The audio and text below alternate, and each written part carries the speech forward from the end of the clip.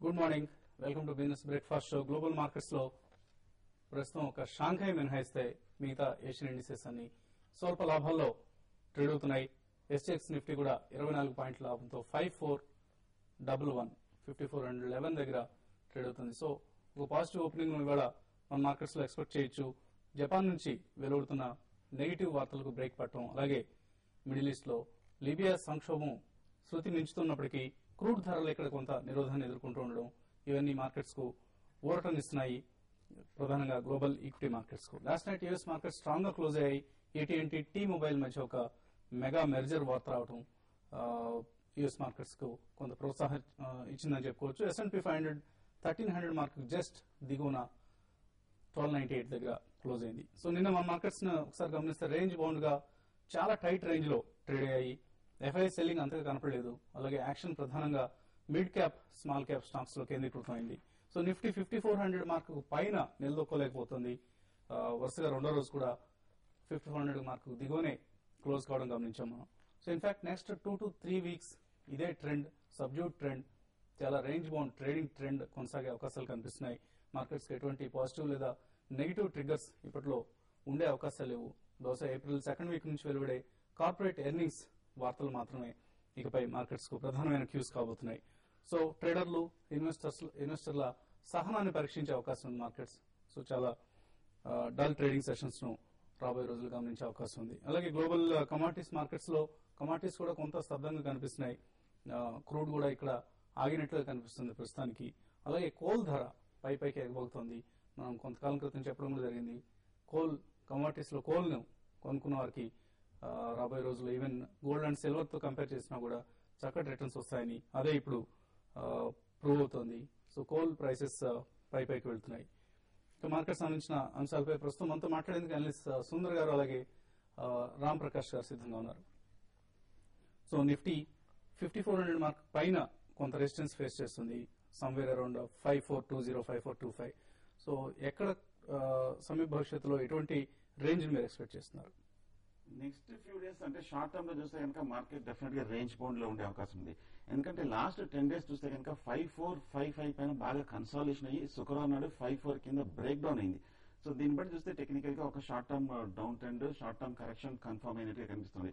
కాకపోతే శుక్రవారం బ్రేక్అవుట్ వచ్చింది కాబట్టి నిన్న ఇవాళ కొంచెం 5400 దగ్గర ఒక పుల్ బ్యాక్ కన్సాలిడేషన్, ఒక పుల్ బ్యాక్ టెక్నికల్ రికవరీ వచ్చే అవకాశం ఉంది. నిన్న కూడా రికవరీ వచ్చినా కూడా 54 పైన అధిగమించలేకపోయింది. డెఫినెట్ గా మార్కెట్ ఈ టెక్నికల్ పాయింట్ ఆఫ్ వ్యూ చూస్తే కనుక కొంచెం వీక్నెస్ చూస్తున్నాం. ఇవాళ కూడా గ్లోబల్ క్యూస్ ముఖ్యంగా సింగపూర్ నిఫ్టీ చూస్తే కొంచెం పాజిటివ్ గా వచ్చి మళ్ళీ 5400 పరీక్షించే అవకాశం ఉంది. మార్కెట్ ఎట్టి పరిస్థితులైనా సరే ఇవాళ రేపు 5400 పైన నిలదొక్కుంటే అప్పుడు ఒక షార్ట్ టర్మ్ అప్ ట్రెండ్ అనుకోవచ్చు. ఇవాళ క్లోజింగ్ వరకు ఇవాళ కన్సాలిడేషన్ ఉండే అవకాశం కనిపిస్తుంది. క్లోజింగ్ కనుక 5400 కిందే క్లోజ్ అవుతాయి మటుకు నెక్స్ట్ టార్గెట్ 5200 వరకు వెళ్లే అవకాశం ఉంది. సో ఇంట్రా ట్రేడర్స్ ఇవాళ ఫస్ట్ 15 మినిట్స్ కాన్షియస్ గా ఉండండి. ఎందుకంటే మార్కెట్ ఓపెనింగ్ లో ఒక 10 to 15 పాయింట్స్ జంప్ వచ్చే అవకాశం ఉంది. 5420 పైన నిలబడితే కనుక అట్లీస్ట్ 5415 పైన నిలబడితే కనుక బై పొజిషన్ తీసుకొని 5400 కింద స్టాప్ లాస్ పెట్టుకోండి. అలాగే 5390 కింద కనుక ఒక 10 మినిట్స్ ట్రేడ్ అవుతాయి కనుక అప్పుడు షార్ట్ పొజిషన్ తీసుకొని 5400 పైన స్టాప్ లాస్ పెట్టుకోండి. సో మార్కెట్ ఇవాళ ఫస్ట్ హాఫ్ కన్సాలిడేషన్ ఉంటుంది. European markets opening next market కి మేజర్ ట్రిగర్ గా ఉంటుంది. 5400 కింద క్లోజ్ అవుతాయి మటుకు ఫర్దర్ షార్ట్ టర్మ్ వీక్నెస్ మనం చూడొచ్చు. సో మ్యూచువల్ ఫండ్ మార్కెట్స్ లో ఏం జరుగుతుంది? మ్యూచువల్ ఫండ్ మార్కెట్ లో ఆల్మోస్ట్ ఈక్విటీస్ లో కొంచెం అపిరియన్స్ గా ఉండి కొంచెం ప్రాఫిట్ బుక్ చేస్తున్నారు. ఎందుకంటే ఆల్రెడీ కొంచెం లాసెస్ లో ఉన్న వాళ్ళు కంటిన్యూ చేస్తున్నారు. బట్ అదర్వైజ్ ఏంటంటే systematic transfer plans, systematic investment plans కొంచెం పర్చేసెస్ ఎక్కువైపోయినాయి. ఎందుకంటే కంటిన్యూస్ గా ఈ కాన్సెప్ట్ ఏదైతే చూస్తున్నారో, వింటున్నారో జనాలు, ప్రాబ్లీ ఇన్వెస్టర్స్ కూడా, ఐ థింక్ సేఫెస్ట్ రూట్ అనుకోని ప్రాబ్లీ సిస్టమేటిక్ ఇన్వెస్ట్మెంట్ ప్లాన్ ద్వారా, సిస్టమేటిక్ ట్రాన్స్ఫర్ ప్లాన్ పర్చేసెస్ ఎక్కువ అవుతున్నాయి. కొన్ని న్యూ ఫండ్ ఆఫర్స్ వచ్చినా కూడా దానికి ఎక్కువ మీకు రెస్పాన్స్ లేదు. Except last few gold funds మనం ఐ థింక్ డిస్కస్ చేసినట్టు గోల్డ్ ఇన్వెస్ట్ చేయాలనుకుంటున్నారో, సిల్వర్ ఇన్వెస్ట్ ఏదైతే చేయాలనుకుంటున్నారో ఈ గోల్డ్ ఫండ్స్ ద్వారా కొంచెం అసెట్ AUMs పెరిగినాయి. అదర్వైజ్ ఈక్విటీ ఫండ్స్ లో మాత్రం AUMs ఏం రావట్లేదు, న్యూ పర్చేసెస్ ఏం రావట్లేదు. Mostly into det categories, FMPs కానివ్వండి, ఇంటర్వెల్ ప్లాన్స్ కానివ్వండి, మనకు దానిలో ఇన్వెస్టర్స్ కూడా కొంచెం ఎక్కువ ఆసక్తి చూపెడుతున్నారు. 3 months, 6 months, 1 year FMPs ఏవైతే ఉన్నాయో ఆల్మోస్ట్ 9% to 10% వరకు రిటర్న్స్ వస్తున్నాయి. కాబట్టి ఇన్వెస్టర్స్ కూడా కొంచెం కన్జర్వేటివ్ ఉన్న వాళ్ళు, కొంచెం ఈవెన్ అగ్రెసివ్ ఉన్న వాళ్ళు ఏదైతే రిటర్న్స్ కొంచెం సేఫ్ గార్డ్ చేసుకున్న ఉన్నాం అనుకున్నారు వాళ్ళు probably they are looking at more of this debt oriented funds.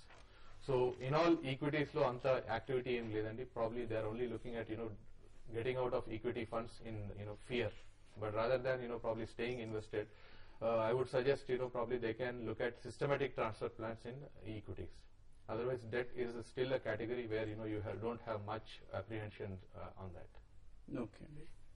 So alage konni how to choose the right fund antu ET Wealth లో గతంలో రామప్రకాష్ గారు కూడా ఈ అంశాలు చాలా వరకు టచ్ చేశారు.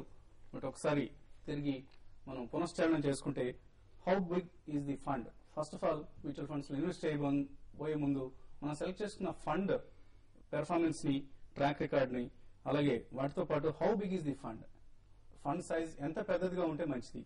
సో వీళ్ళు ఇచ్చిన గైడ్ లైన్స్ ప్రకారం 300 crores మరీ చిన్న fund size corpus amount. Expenses ఎక్కువ ఉంటాయి.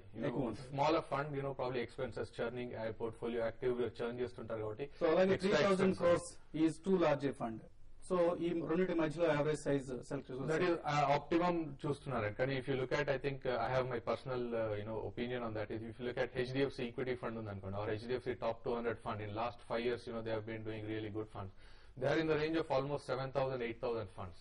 ఇప్పుడు HDFC ఈక్విటీ ఫండ్ అనుకున్నారు, అది multi cap fund. So multi cap funds లో మీకు కొంచెం కార్పస్ ఎక్కువ ఉన్నా కూడా allocation into mid cap and small cap fund కొంచెం తీసుకునే అవకాశం ఉంటుంది. So you require corpus.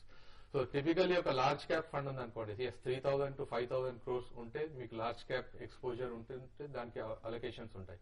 But if you're looking at mid cap and small cap అనుకోండి, కొంచెం ఎక్స్ట్రా కార్పస్ మీకు ఉంటే దానికి probably you can manoeuvre better. So అందుకోసం చూసినా కూడా వీళ్ళు అంటుంది ఏంటంటే ఒక మిడ్ సైజ్ ఫండ్ సెలెక్ట్ చేసుకుని మరీ పెద్దదైతే మేనేజ్ చేయడం కష్టం అవుతుంది, మరీ చిన్నదైనా కూడా స్కీమ్ కి స్కేల్స్ ఆఫ్ ఎకానమీ వర్కౌట్ కావాలంటున్నారు. అలాగే how often does it buy and sell, churning ఎలా ఉంటుంది, ఎక్కువ మరీ కొనుగోలు జరుగుతున్నా కూడా consistent returns, portfolio turn over అంటారు. Probably if you are turning you buy sell probably expenses on the fund చాలా ఎక్కువ ఉంటుంది. అలాగే next what are the risks involved, ఎటువంటి రిస్క్స్ ఈ ఫండ్ కి సంబంధించి ఉన్నాయి. అలాగే what are the cost, fund ఎంత ఛార్జ్ చేస్తుంది, కాస్ట్ రూపంలో ఎంత ఎక్కువ ఖర్చు పెడుతుంది, ఎక్కువ ఖర్చు పెట్టే ఫండ్స్ అంత మంచిది కాదన్న అభిప్రాయం వ్యక్తం చేస్తారు. అలాగే track the fund house record, of course fund house నిర్వహిస్తున్న రకరకాల స్కీమ్ల పెర్ఫార్మెన్స్ లా ఉంది. ఇటువంటి అంశాలన్నీ పరిశీలించి of course mutual track record ఉన్నప్పుడు మీరు probably fund house systems and procedures అంటే ఒక్కొక్కసారి ఏమైందంటే మన example let's vague example, SBI was one of the top performing fund. You had star fund manager. Fund manager left, I think performance has gone down. If you look at JM mutual fund, all the JM mutual funds I think completely low performing funds because the fund manager left. So systems and procedures of the fund house are important. And like similarly you have large fund houses, Franklin Templeton, HDFC ganivandi, they focus more on systems or procedures without giving importance to individual. So అటువంటివి మనం చూసుకోవాలి. So ఈ అంశాలన్నీ పరిశీలిస్తే equities లో అంటే stocks లో invest చేయడం చాలా తేలిక అనిపిస్తుంది మ్యూచువల్ ఫండ్స్ ఇన్వెస్ట్ చేయడం కంటే. సో చాలా కాంప్లికేటెడ్ రీసెర్చ్ ని మనం కండక్ట్ చేయాల్సిన అవసరం అనిపిస్తుంది. ఎనివే నరేంద్ర అనంతపురం నుంచి కాలర్ లైన్ లో ఉన్నారు. నరేంద్ర గారు అడగండి. నరేంద్ర గారు sir good morning sir. Good morning sir. ఇది కాల్స్ రిఫైనరీ అని చెప్పేసి దాంట్లో ఇన్వెస్ట్మెంట్ చేయాలనుకుంటున్నాను సార్, దాని గురించి చెప్పండి సార్. పెన్నీ స్టాక్ సార్ 35 సామర్థ్యం సార్. సో ఎందుకు ఇన్వెస్ట్ చేద్దాం అనుకుంటున్నారండి? పెన్నీ స్టాక్ అని మీరే అంటున్నారు సార్. అది లాంగ్ టర్మ్ చాలా ఎక్కువ ఇస్తున్నారు సార్ టార్గెట్, దానికోసం చేద్దాం అనుకుంటున్నాను సార్. ఎవరు కంపెనీ వాళ్ళు ఇస్తున్నారా మీకు తెలిసిన వాళ్ళు ఎవరైనా అండి? ఎవరన్నా తెలిసిన వాళ్ళు సార్. చాలా కష్టం అండి ఇటువంటి స్టాక్స్ లో. మీకు రిస్క్ 90% ఉంటుంది, రిటర్న్ కి ఓన్లీ 5 to 10% ఛాన్స్ ఉంటుంది. సో మీరు బాగా హై రిస్క్ టేకింగ్ ఎబిలిటీ ఉంటేనే ఇటువంటి స్టాక్స్ జోలికి వెళ్ళండి. Otherwise try to avoid the stocks as much as possible. Calls refinery మీరు చెప్పినట్టు పూర్తిగా పెన్నీ స్టాక్ అంటే, కాకపోతే నిన్నే ఒక 2 రోజుల క్రితం న్యూస్ రావడం జరిగింది. Calls refineries foreign US investors ని రోపింగ్ చేద్దాం అనుకుంటున్నారు యుఎస్ లోను టర్కీలో ఉన్న ప్రాజెక్ట్స్ కి. అన్లెస్ అది కనుక స్టాచ్యుటరీ అప్రూవల్ వచ్చి గవర్నమెంట్ దగ్గర నుంచి ఓకే అనుకుంటే కనుక అది ఏమైనా ప్రాజెక్ట్ క్లిక్ అవుతే కనుక కాల్స్ రిఫైనరీస్ పెరిగే అవకాశం ఉంది. So as it is trend అయితే మటుకు బాగా వీక్ గానే కనిపిస్తుంది, కొంచెం అప్రమత్తంగానే ఉండండి. ఓకే అండి, సాధ్యమైనంత వరకు అవాయిడ్ చేయండి, లేదా మీ పోర్ట్ఫోలియోలో అతి స్వల్పమైన భాగం మాత్రమే దీనికి ఇటువంటి స్టాక్స్ కోసం కేటాయించండి. సుబ్రహ్మణ్యం కడప నుంచి నెక్స్ట్ కాలర్. సుబ్రహ్మణ్యం గారు హలో చెప్పండి. సుబ్రహ్మణ్యం గారు దొరికిందండి, మీరు లైన్ లోనే ఉన్నారు, మాట్లాడండి, అడగండి మీ డౌట్. సుబ్రహ్మణ్యం కడప రాసింది చంద్రమౌళి. ఓకే అండి, చంద్రమౌళి గారు, ఓకే మాట్లాడండి చంద్రమౌళి గారు. హిందుస్థాన్ తగ్గుతుందా పెరుగుతుందా సార్? కొన్నారా మీరు ఆల్రెడీ, లేదా కొందాం అనుకుంటున్నారండి? ఏం సార్? ఆల్రెడీ బై చేస్తారా? అవునండి, ఆల్రెడీ. బై చేశారు.